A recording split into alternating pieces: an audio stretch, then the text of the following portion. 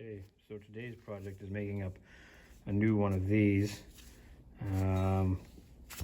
There it is, completed with all the lathe or turning operations. Now it's going to go over to the mill to get its bolt circle and cooling water castellations installed in it.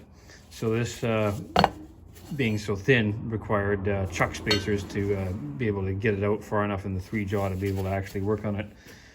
And that got me thinking, unfortunately, I don't have much experience with soft jaws on lathes, largely because most of the lathes I was ever near and still have, they all have one-piece jaws with the exception of some of the smallest chucks. And I don't have any additional soft jaws for these, and some of them are off-brand. Most of them are off-brand or older than Methuselah, so you can't just go out and buy chuck jaws for them, to my knowledge. So fortunately, it's not the work that we end up doing here isn't really screaming for soft jaws. If it was, I'd probably just go and buy a new chuck so I could actually get replacement jaws, or at least top jaws for it. And I've considered it from time to time, but I've always made do. But I do use spacers quite a bit. And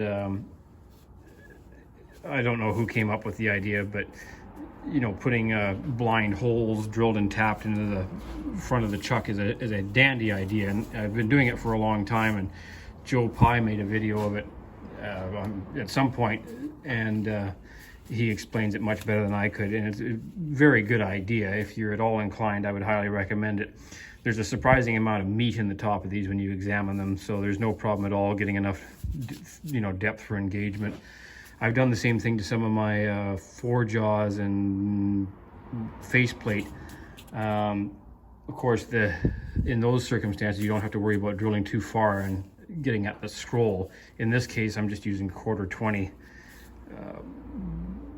thread because the size, it's only a 10-inch chuck, so it doesn't need to have monster fasteners, and just a little socket head cap screw down in a counter bore. And it's not even counter bored, it's just a 1/4-inch hole for the cap screw, and then a 3/8 hole to let the head in there. And it doesn't really matter that it's not a counter bore. That angle at that transition is fine, it'll live.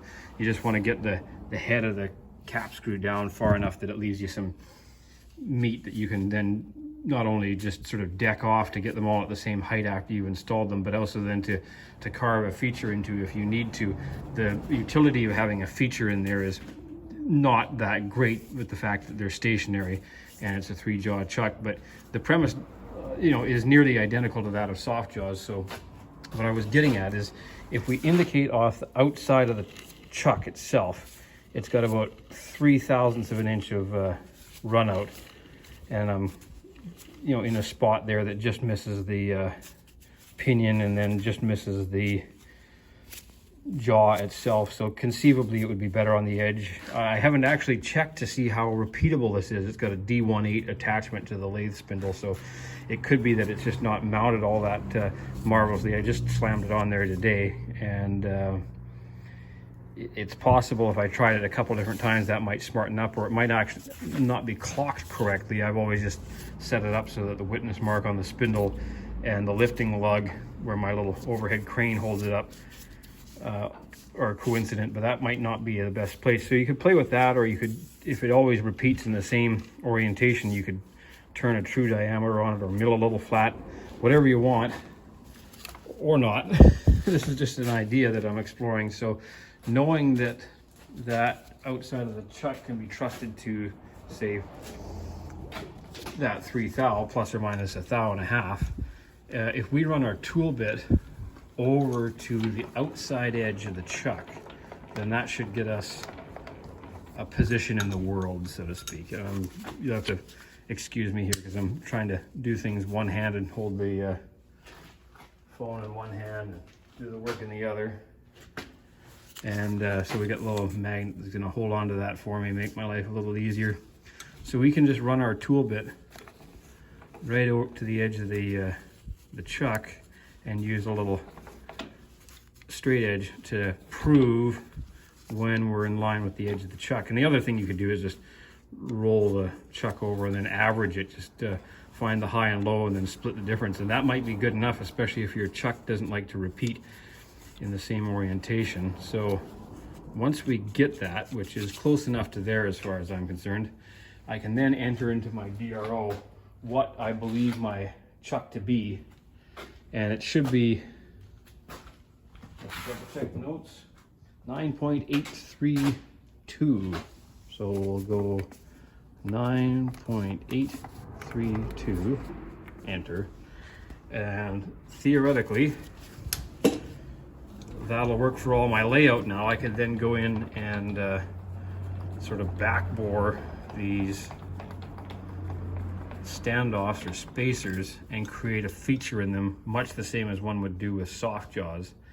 And I've got somewhere, I've got a horrible, there it is, horrible piece of aluminum that measures a random dimension on the outside of it. It's probably not even true, it's not all that concentric, but we're gonna give it a try. We're gonna try to backbore those spacers to 4.478 and then see if it'll set up in them nice and tight, similar to what you'd be looking for soft jaws.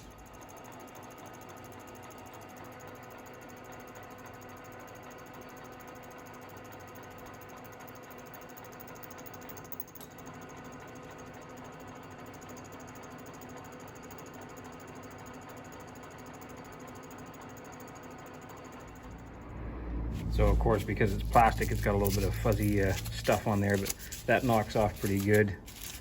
I'm not even gonna get too carried away with that. Usually I take a little, if I'm worried about it, I got a little hand file that I can go in there and dress that off. But without further ado, does it fit? Not quite. So either the part or the chuck is, that chuck measurement was out, but you can see it's not out by much. So it wouldn't take too much playing with to get to know exactly what the allowance would be. And of course, you'd probably, it's hard to say. Okay, so with a little bit of playing with it, we had to overdo it by about 4 thousandths.